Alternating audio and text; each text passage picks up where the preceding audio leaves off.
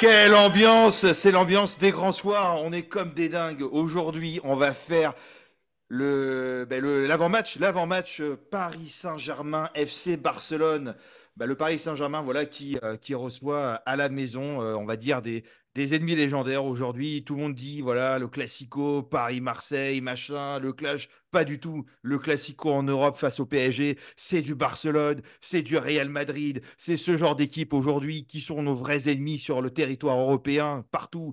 Et pour parler de cet avant-match, pour se lancer dans les pronostic dans notre équipe type. On a le plaisir d'avoir Laoni avec ses beaux cheveux. Il vient de chez le coiffeur et la grande barbe. Comment ça va-t-il? Salut John, salut tout le monde, salut Arthur. On est en train de monter crescendo sur le match de LDC, donc on bouillonne forcément. Et Arthur, est-ce que tu bouilles à vous la barbe tournoie même, carrément, la barbe tournoyante. Je me cache derrière ma barbe, évidemment, ça va super bien. La Ligue des Champions, hein. La Ligue des Champions, de toute façon, hein. Ceux qui me connaissent, évidemment, que c'est même le championnat. Moi, je sais qu'il y a le match du PSG, je suis plutôt content, mais c'est avec la Ligue des Champions, Barcelone, quart de finale. Ça fait longtemps qu'on n'était pas en quart de finale. Il va y avoir du public, ça fait longtemps qu'on n'était pas en quart de finale avec du public. Donc, bon. Tout ça fait que du coup, j'espère un énorme Parc des Princes. En tout cas, c'est ce qui est annoncé. Donc, nous, on va être aussi énorme que le Parc des Princes et on va être bien sûr là pour supporter ce PSG-là qui a intérêt à ne pas nous décevoir. Hein, Laouni? Ouais.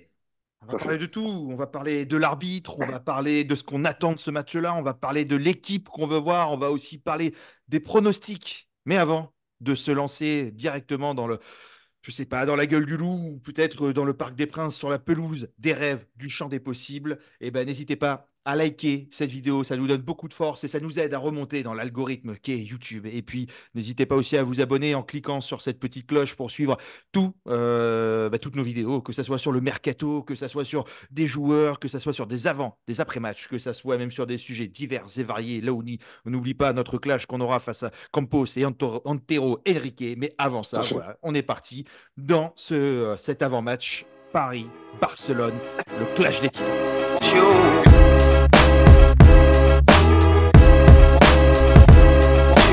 Eh bien, on est parti pour cet avant-match PSG-Barcelone. Mais on est comme des dingues, on attend ça depuis longtemps. C'est, je pense, peut-être une des plus grosses affiches de ces quarts de finale, avec effectivement Real City, mais en tout cas, nous, pour le Paris Saint-Germain, pour les fans de Paris, ou pour les haters de Paris, c'est la grosse rencontre que l'on attend tous. Je vais vous lancer direct, hein, Laouni, Arthur, vous attendez quoi? C'est quoi vos impressions? C'est quoi que vous attendez?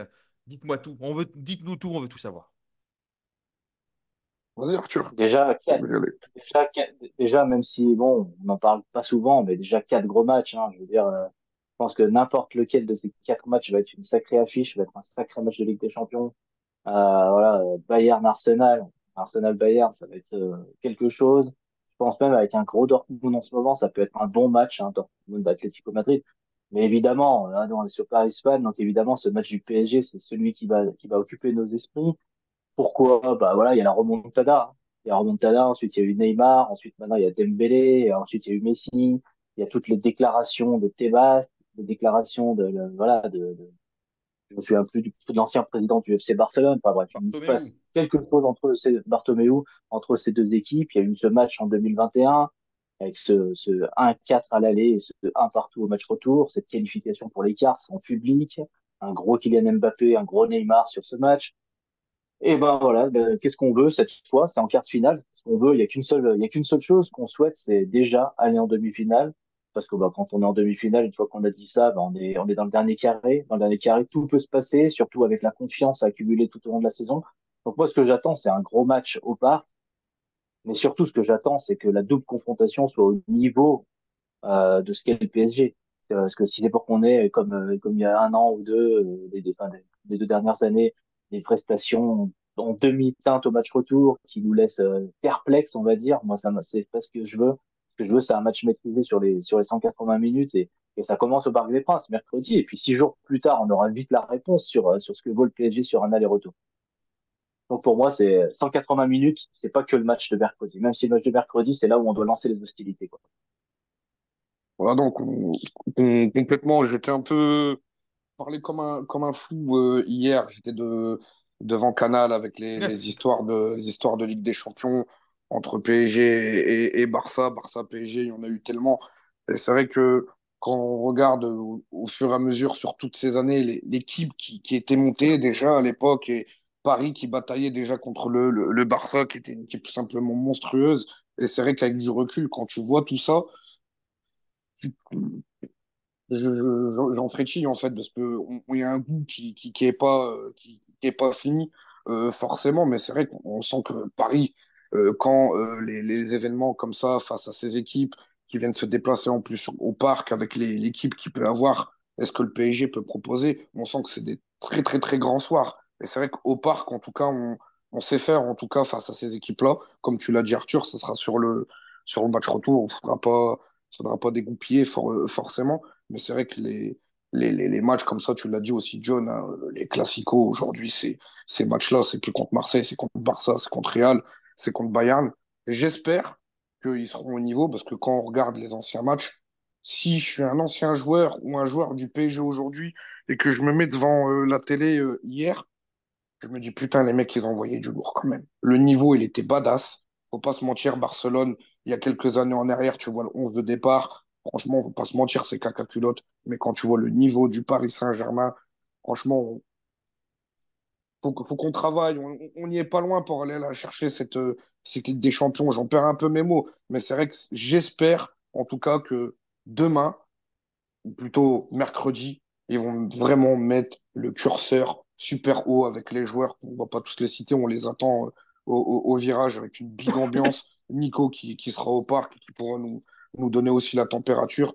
Mais j'espère réellement que ça sera un match avec plein de rebondissements et surtout derrière une victoire et une qualif, j'espère, derrière à la clé pour le PSG.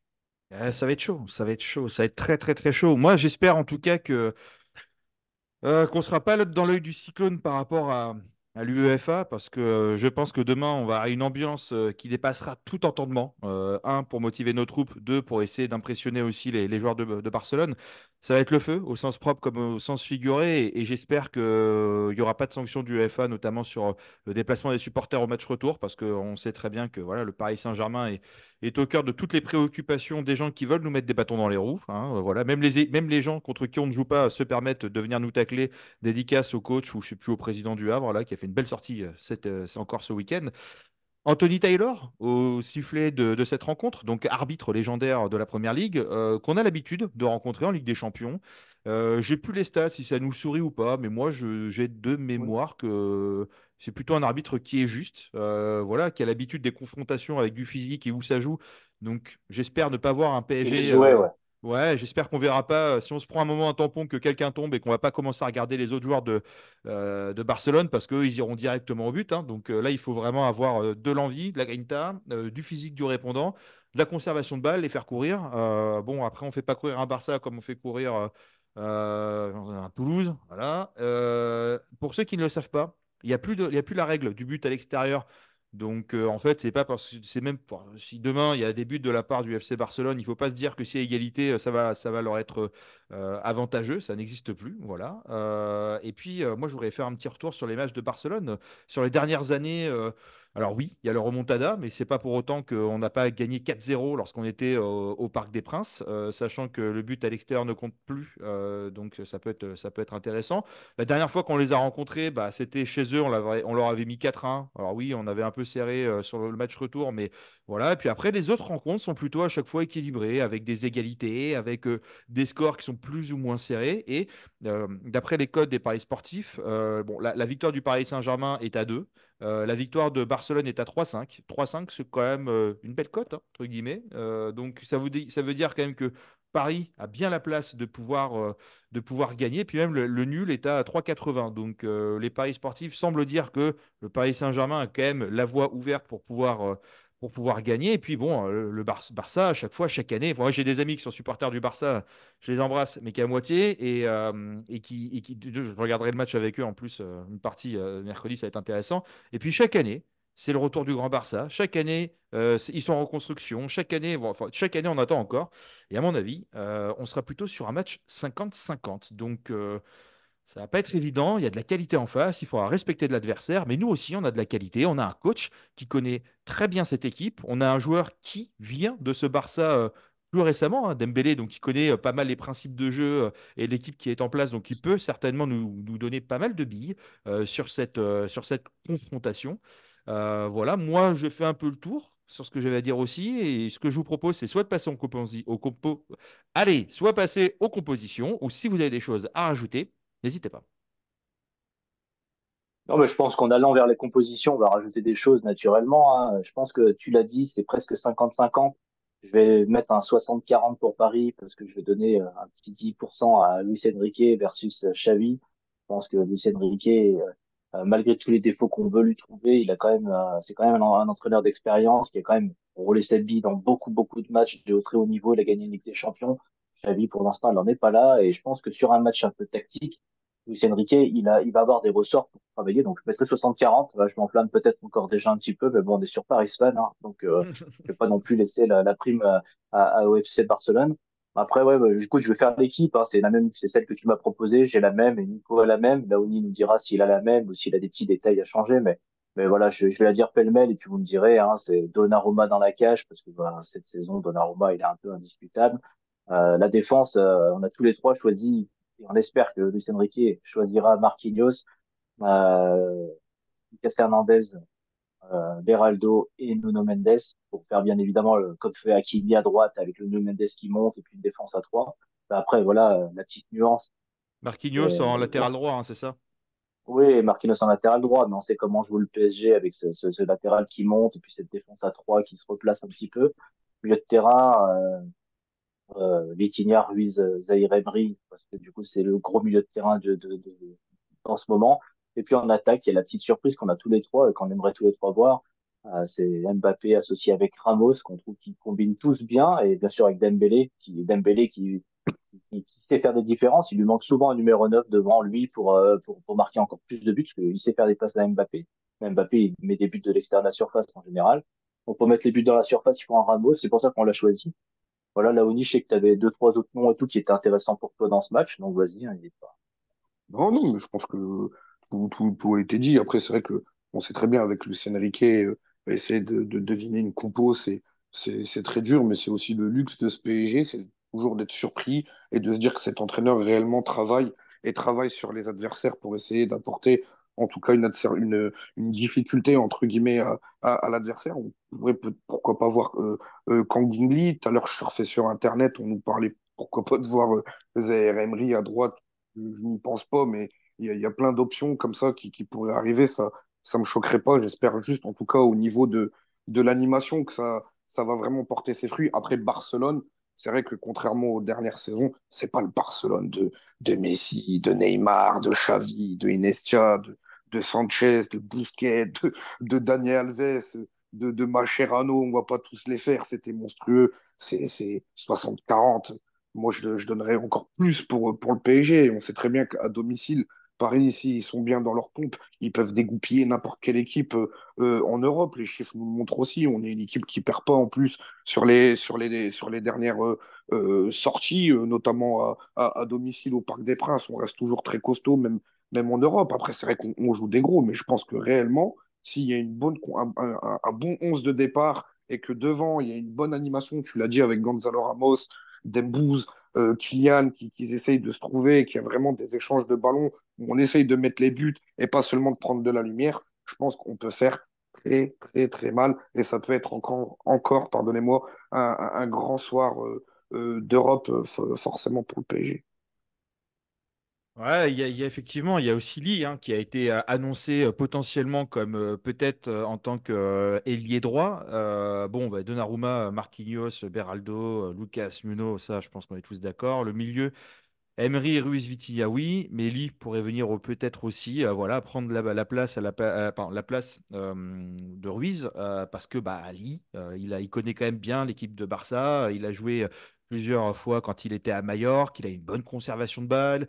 Il sait aussi, voilà, se déplacer avec le ballon, jouer assez technique. Bon, ça peut nous faire du bien dans un rôle de possession. Donc, je l'entends, mais évidemment, moi, cette équipe que j'aimerais voir, c'est exactement celle que vous avez dite et que tu as dit aussi Arthur, c'est d'avoir cette pointe Dembélé, Ramos et Mbappé, parce que Ramos, bah, déjà, occupait l'espace dans la surface adverse, hein, voilà, donc créer des espaces pour des joueurs comme Dembélé, comme Hakimi, comme des Vitinha qui pourraient monter plus haut, et puis naturellement des Kylian Mbappé, et puis sur les coups de pied arrêtés, où on sait qu'on n'est pas bon, donc ça pourrait nous apporter un peu en partie offensive, mais surtout en jeu défensif. Et aujourd'hui, on sait très bien que les équipes qui performent et qui vont loin en Ligue des Champions, ce sont les équipes qui attaquent ensemble, qui défendent ensemble. Oula, je casse mon micro. Et ben, Gonzalo Ramos, c'est quelqu'un qu'on voit beaucoup dans ses efforts défensifs, qui est précieux et on aura besoin de tout le monde pour y arriver. Donc pour moi, ça fait sens et puis ça permet aussi de le voir dans ce type de confrontation, voilà, en tant que titulaire, et surtout de le remercier pour le bon travail qu'il fait depuis un petit moment. Et moi, je vais vous dire aussi, je vois un Barça qui est très confiant. Alors, je ne sais pas, en fait, est-ce que c'est une énorme confiance en eux et est-ce que c'est des. Voilà, est-ce qu'ils sont hyper sûrs ou est-ce que c'est de l'inquiétude qu'ils ont? Ils ne sont pas sereins du tout. Et ils veulent jouer un peu les guerriers pour nous intimider, car eux-mêmes ne sont pas du tout convaincus de ce que ça peut faire. Et voilà, moi, je suis une personne remplie d'humilité et de valeur. Et quand je vois leur sortie médiatique, quand je vois Yamal qui dit moi je vais venir, on va gagner et c'est moi qui vais marquer le but, quand je vois le FC Barcelone, alors encore les déclarations des joueurs, on se dit c'est les joueurs, c'est pas le club, mais Barcelone, le compte vrai, le vrai compte de Barcelone qui met une photo de la Joconde avec le maillot de Barça, mais ok, alors franchement, mais je vous jure, mais moi j'ai une rage en moi.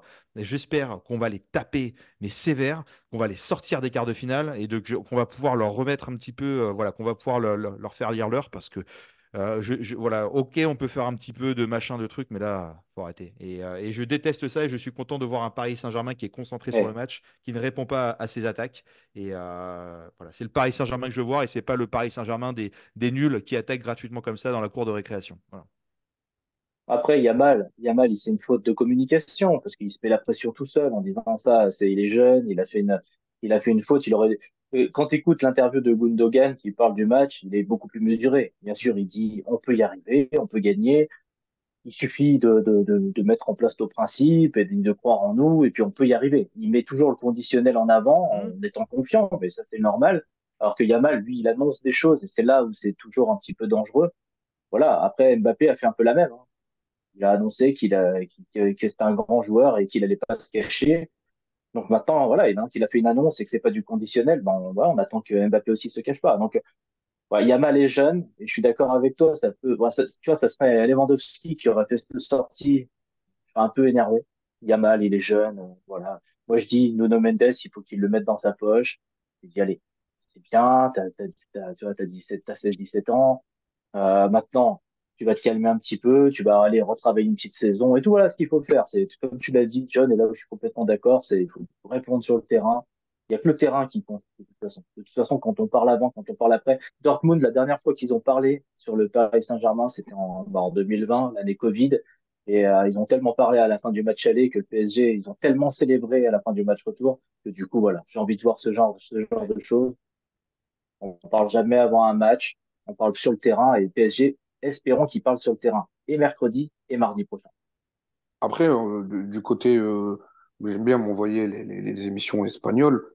Et je peux vous dire que Barcelone, à chaque fois qu'ils sont déplacés au parc, avec l'équipe qu'il y avait en plus à l'époque, c'est vrai que nous, en France, on ne se rend pas compte, mais le projet PSG, la dimension du Paris Saint-Germain, l'équipe qui a encore cette saison, même s'il n'y a plus les Neymar, les Messi, les Di Maria, les Marco, mais ça fait quand même peur. Et c'est vrai que la différence cette saison, c'est que Paris, il court. C'est-à-dire que Paris, ils défendent, ils ferment des brèches, ils courent, ils essayent en tout cas de montrer autre chose que des joueurs qui vont apporter, entre guillemets, ce rôle un peu individuel, où on va essayer de débloquer les situations un petit peu tout seul. Là, on sent vraiment qu'il y a du talent, et en plus, la patte Luis Enrique, avec ce petit côté forcément de la maison, parce que lui aussi, ça va lui faire peut-être mal ou pas de jouer contre son ancien club. Mais c'est vrai que là, Paris, Luis Enrique, avec ce côté où on essaie de gagner le ballon, mais on essaie aussi de jouer vite en transition, à la perte de la balle, on essaie d'imposer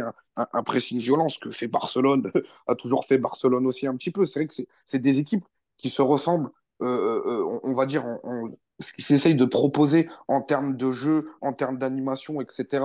Après, je trouve que Paris, avec des joueurs comme Vitinha, avec la jeunesse, avec Zaïre Emery, je trouve que Kangin qui pourra apporter, vous l'avez dit aussi, cette touche technique, je trouve qu'ils sont quand même au-dessus. Après, c'est vrai qu'il y a des briscards comme Gundogan, forcément, l'expérience avec Manchester City, ça va être le métronome de ce milieu de terrain. Je pense que aussi Robert Lewandowski, hein, c'est le meilleur matraqueur de surface encore en activité, même s'il a moins de rayonnement comparé à ce qu'il pouvait faire au Bayern de Munich. Il ne faudra pas lui laisser une fenêtre de tir parce qu'on sait que ça peut faire très mal. Et après, c'est vrai que le petit Gianni Yamal, voilà, qui surfe entre guillemets sur cette vague et qui montre aussi son football. Il n'a pas froid aux yeux. En tout cas, c'est une vraie confrontation. Mais de l'autre côté, en tout cas des Pyrénées, je peux vous assurer que le déplacement au parc, et je dis pas caca culotte, mais ils savent que ça va être une rencontre de grands soirs et que si Paris, ils sont bien dans leurs bottes, ça va être très compliqué pour les Blaugrana, ça c'est clair.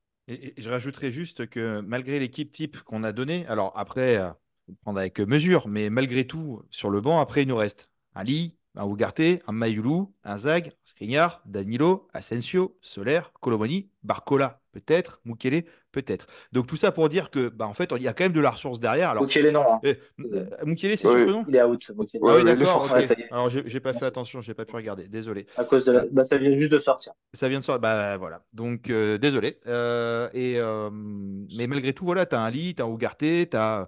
Tu vois, Mayulu, pour moi, c'est pas. Enfin, tu vois, s'il faut tenir un résultat à la fin et que t'as besoin de toi d'apporter un petit peu de vitesse, de machin. Enfin, je dis pas qu'il faut les jeter dans le grand bain comme Galtier a pu le faire l'année dernière, mais c'est des joueurs qui ont montré qu'ils avaient la capacité aujourd'hui de pouvoir apporter de l'envie. Et peut-être que pour tenir un score, de l'envie, de la course, pour gêner les relances, pour gêner le porteur de ballon et que le ballon n'arrive jamais dans la surface, notre surface lors des 15, 10, 20 dernières minutes, c'est pas quelque chose qui est complètement impossible. Et puis aussi, alors, on va pas faire une émission dédiée sur Mbappé, mais lui, il a un énorme double enjeu ce soir parce qu'il peut régaler son présent et régaler son futur aussi, entre guillemets. Donc lui, il va avoir une énorme pression sur le dos. Donc on va voir aussi comment il va la gérer. Est-ce qu'il va la boire en disant t'es pas content, triplé, ou est-ce que en fait, il aura trois personnes sur lui, on ne le verra pas du soir et ça va être compliqué.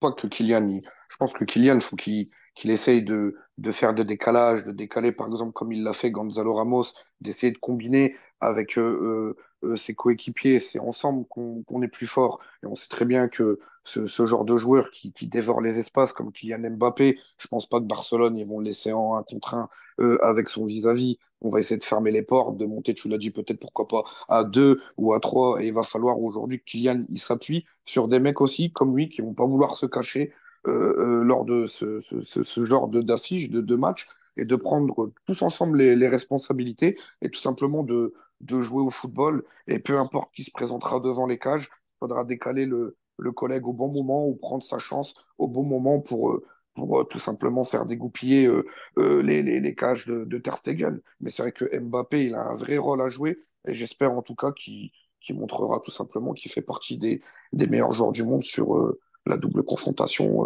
face à Barcelone. C'est tout ce que je souhaite. Ouais, les pronos hein, maintenant. Hein. C'est Allez, vas-y, parti. Hein. eh ben, lance-toi. Ouais, de toute Allez. façon, on a tout dit. Moi, très honnêtement, Moi, euh, bah, 3-1 pour Paris. vas-y, je Allez. me lance. Écoute, Vas-y, Arthur. vas-y, vas-y. Moi, je pense à Dis-moi un quoi. 3-1 pour le PSG Ouais, avec un but de Gonzalo Ramos et de Mbappé. Hein. Donc voilà, un bon 3-1 au Parc des Princes. On sait qu'on peut encaisser aussi un petit but de Barcelone. Ils ont une force de frappe. Mais je pense que nous, derrière, on va partir, on va dérouler. On va être vraiment. Bon, je vais pas trop parler pour rien, mais je pense que Paris vont faire le taf. Et je mets 3-1 pour le Paris Saint-Germain. ouais, bah tu vois, comme quoi, je suis pas toujours le plus optimiste parce que moi, j'ai longtemps été sur un 2-2 parce que Barcelone, bah, le PSG est quand même parfois décevant sur certaines choses de- du, du football. Hein. Il y a des joueurs qui m'ont pas entièrement convaincu. On n'est pas encore sûr de la charnière centrale. Est-ce que c'est pas Marquinhos, Zaïre Emery, des choix de Luis Enrique? Voilà, parce que ça déséquilibre tout. Hein. Si c'est Zaïre Emery qui est à droite, bien sûr, au milieu, il faut mettre quelqu'un d'autre. Bon, ça peut tout changer aussi à l'équilibre. Donc moi, j'étais parti sur un 2-2, mais je vais dire 2-1 pour Paris. Parce que, en fait, je pense que Paris a une meilleure force de frappe dans les attaques rapides, attaques de transition.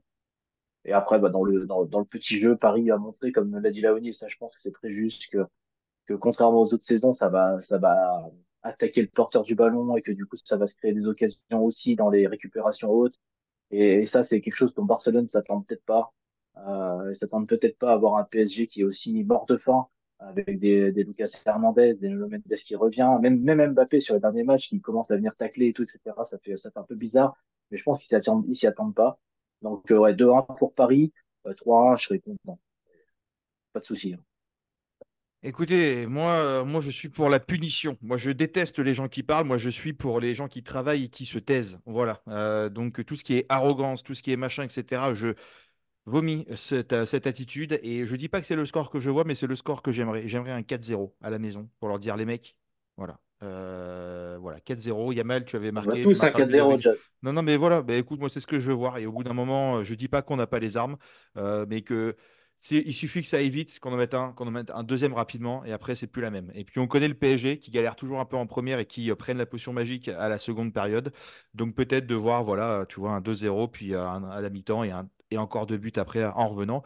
C'est ce que j'ai envie de voir. Voilà, maintenant, après, sinon, le match, il y a eu 50-50 hein, pour moi. Donc, voilà, pour moi, je sais que 4-0, c'est peut-être pas un score. Voilà, s'il y en a qui sont un petit peu, je sais pas comment on peut dire, fétichistes ou qui sont, j'en sais, je sais pas comment on appelle ça. Bref, les gens qui pensent un peu au truc paranormal, qui sont, comment on appelle, superstitieux, pas fétichistes. Aucun Superstitieux. rapport. Mais si vous êtes fétichiste, bienvenue à vous. Et du coup, superstitieux, effectivement, bah voilà, il faut pas, voilà, ils penseront à la remontada. Mais non, voilà, je pense que tu vois, même un Non, mais 2-1, ça. là où je te rejoins, John, largement, c'est que Paris aura de quoi mettre 4 buts, hein.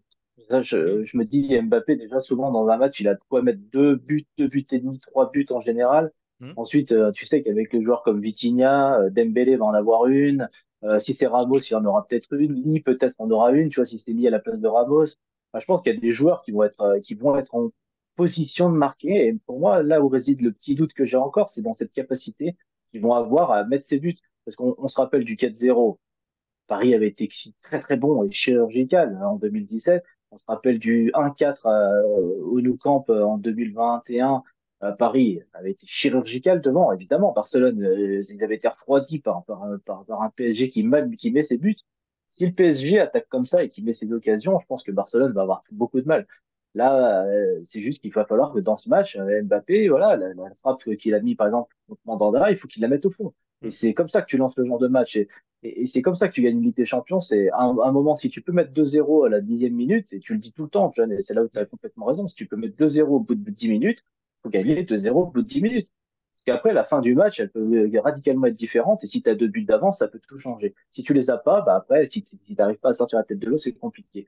Donc pour moi, il va vraiment falloir être chirurgical, et c'est là où réside le petit doute que j'ai, parce que Paris n'est pas chirurgical encore, pour moi. C'est compliqué.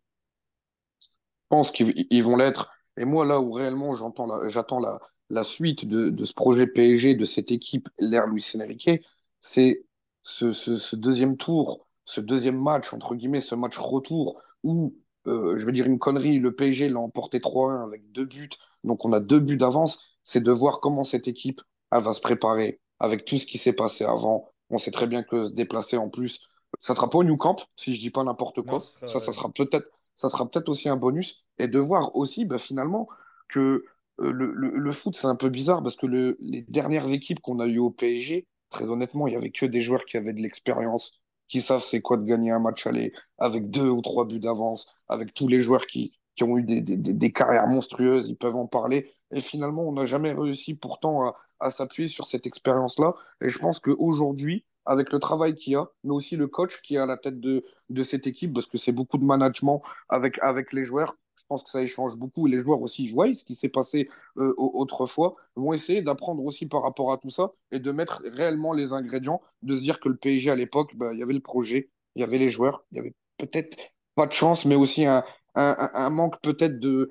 Je sais pas, faut plus y croire, plus faire mal à l'adversaire, de vraiment d'appuyer, de dire les gars, c'est fini. Match aller, c'est fini. Match retour, même si vous allez marquer, c'est fini, peu importe, même l'arbitre. On va pas revenir sur les faits de jeu, mais j'espère réellement que le match aller, on va le gagner avec deux ou trois buts d'avance comme ça a été il y a autrefois, et cette fois-ci de réparer l'erreur et de sortir Barcelone dans les règles, même si ça ne sera pas au Camp Nou, et de pourquoi pas ensuite de rêver plus grand, c'est le slogan, c'est d'aller en demi contre l'Atlético ou Dortmund, et pourquoi pas de faire une finale contre City ou le Real Madrid, et en plus, hein, Marquinhos, hein, il l'a dit, si ça pourrait être lui qui met ce but en finale de Ligue des Champions, là où Coman il nous l'apprend malheureusement, ben, ça serait vraiment un beau pied de nez de voir ce garçon venu de la Roma nous donner cette LDC, ça serait magique. Et attention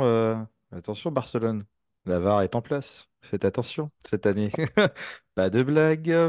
Attention. Et puis aussi, je rajoute un truc et après pour moi c'est bon, mais d'avoir cette défense Marquinhos, Hernandez et Beraldo, c'est quand même costaud. Je veux dire, c'est Hakimi qui a un profil pas très très bon en tant que défenseur, mais très très bon en tant qu'attaquant.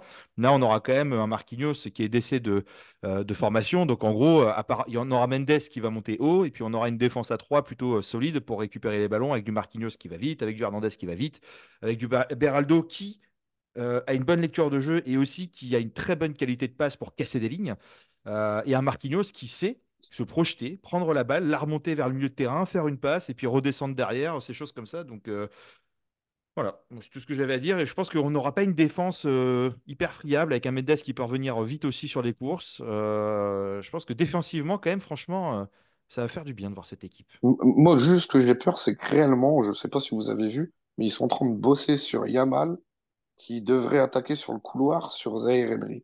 J'espère que réellement les informations ils sont fausses, parce que je pense pas que Barcelone connaisse déjà le 11 de départ du PSG. Mais Même nous, si on l'a. réellement Warren, oui, mais si Warren réellement il est sur le côté droit à la place de Hakimi et qu'il se retrouve en un contre un face à Yamal, j'espère réellement qu'on va lui donner un coup de main ou qu'on va pas le laisser dans la merde en un contre un, parce que c'est vrai que ça serait donner un peu le bâton pour se faire battre, parce que très clairement, en match de Ligue des Champions, j'aime pas Warren à ce poste-là, ça c'est clair.